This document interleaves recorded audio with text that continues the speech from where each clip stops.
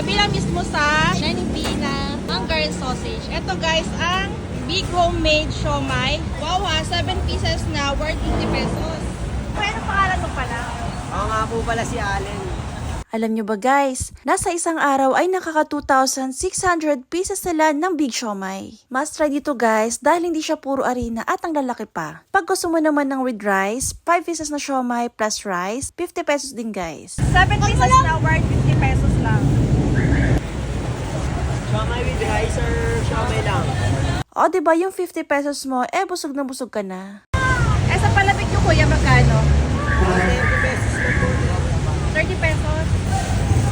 Siomai, jumbo. 7 pieces, 50 pesos lang.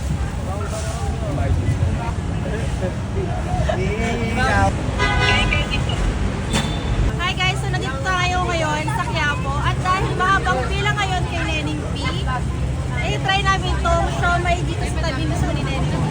Ang jumbo siomai, bali homemade siomai to guys. 7 pieces is 50 pesos lang.